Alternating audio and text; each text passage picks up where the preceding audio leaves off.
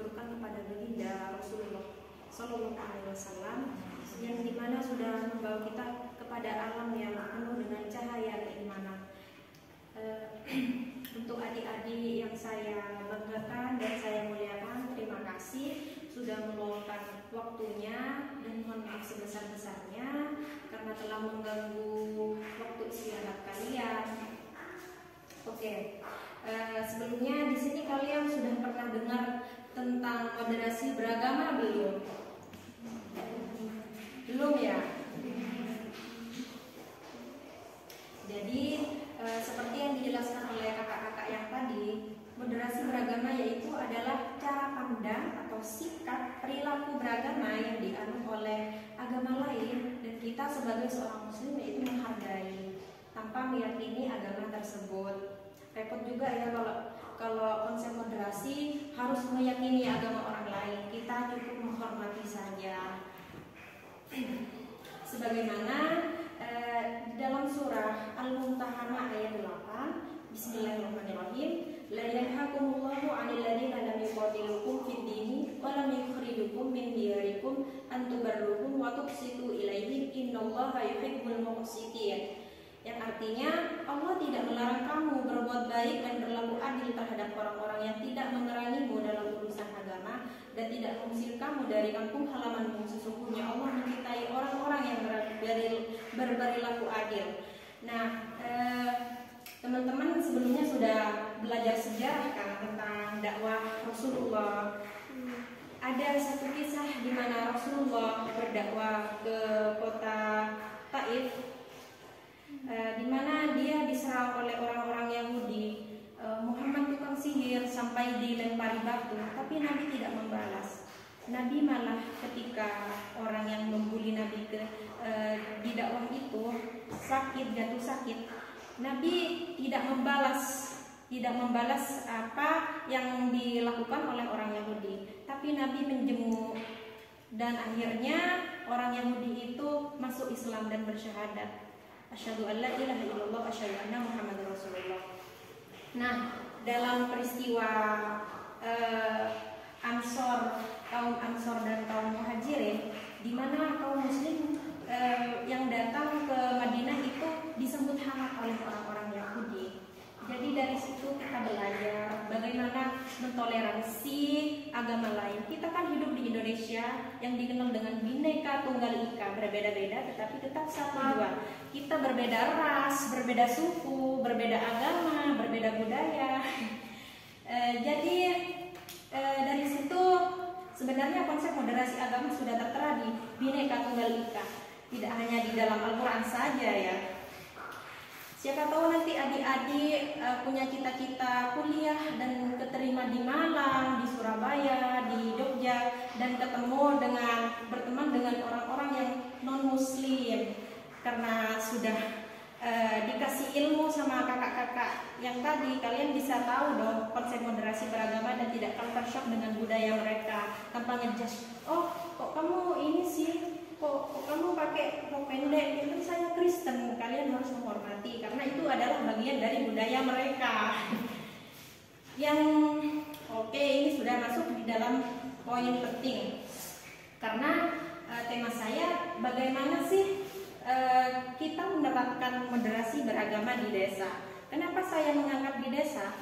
Karena mindset orang desa dengan orang kota itu berbeda. Kalau di kota itu teknologi, pendidikan, dan mindsetnya itu tinggi. Mereka juga lebih berbaur kepada orang-orang. Kalau di desa dikit-dikit bid'ah, dikit-dikit sesat, dikit-dikit nggak boleh temenan sama yang beda agama. Nah, makanya saya mengangkat tema bagaimana sih cara menerapkan moderasi beragama di desa.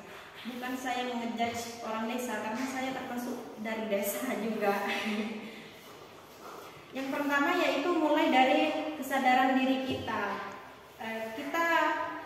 Kita harus sadar bagaimana sih konsep beragama itu. Kita menyikapi tanpa meyakini ajaran agama lain, toleransi, menghormati. Apakah boleh kita berteman dengan orang Kristen atau orang Hindu atau orang Buddha? Iya, boleh-boleh saja.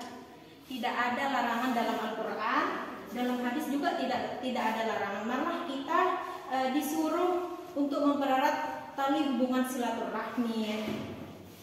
Yang kedua yaitu dimulai dari jenjang pendidikan seperti kalian ini. Tentu saja biasanya kalau kelas MTS itu sudah diajari konsep moderasi beragama. Nanti kalian akan belajar tentang dasar-dasar dan bagaimana sih cara mempraktikkan moderasi beragama itu. Yang ketiga yaitu seharusnya di desa RT ataupun apa ya kalau di desa RT atau RW itu mengadakan kajian untuk masyarakat desa tentang moderasi beragama apabila perlu gitu. Kalau sebenarnya sangat perlu sih. Kalau tidak perlu, kalau masyarakatnya orang Madura, ngapain ngangkat moderasi beragama? Ini kan mending kita ngangkat tema tentang kehidupan saja gitu. Kenapa harus moderasi agama? Ya karena memang moderasi beragama sepenting itu.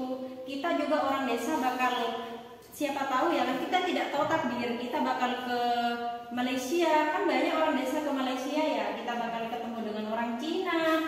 Nah di situ kita ada perasaan menghargai gitu. Ketika kita sudah berada di lain negara dan bertemu dengan orang-orang yang berbeda dengan kita tidak boleh mengejudge, oh kamu ini, kamu sesat. Tidak, itu bagian dari budaya mereka. Kita cukup, oh jadi gini ya, kita cukup menghargai saja, tidak boleh meniru. Nanti kalian ketemu sama orang Cina makan babi, kalian juga ikut makan babi. Oke, poin yang terakhir yaitu kita sebagai pelajar, kita ini mengikuti organisasi dakwah Islam seperti NU atau kalau yang Muhammadiyah itu UMM. Di NU kita bakal, ini NU semua atau Muhammadiyah, saya maaf ya. Tidak ada sangkut pautnya. Tapi misal kalau kalian penganut apa sih itu organisasi dakwah lain nggak apa-apa. Di organisasi itu, di organisasi dakwah Islam itu kita bakal diajari bagaimana tentang moderasi beragama. Seperti kalau di Pamekasan itu kebetulan kakak berteman dengan gereja, berteman dengan pendeta Kristen yang di kota Pamekasan itu, yang di sampingnya Bapeda. Itu orang Ambon, namanya Kak Jolin. Dia itu tugas di Pamekasan baru 9 bulan dan ini kita sharing-sharing pengalaman aja ya. Dan dia bilang, alhamdulillah dek, kalau di Pamekasan itu kita tidak menerima ujaran kebencian dari masyarakat gitu. Soalnya ada beberapa organisasi Gus Durian, tahu Gus Durian? Gus Durian itu sebuah organisasi yang dimana 9 ajaran agama dari Gus Dur. Kalau nonis ibadah di gereja, kita umat Islam, anak-anak Gus Durian itu menunggu, melindungi, sehingga kalau ada ancaman dari orang lain, misalnya teror, teroris, bom gitu. Biasanya kan kalau di kota-kota besar kayak gitu, itu dilindungi sama anak-anak Gus Durian. Ya jadi pentingnya berorganisasi juga. Oke, terima kasih. Semoga ini menjadi bekal sedikit ilmu buat kalian. Mohon maaf. Wassalamualaikum warahmatullahi wabarakatuh. Waalaikumsalam.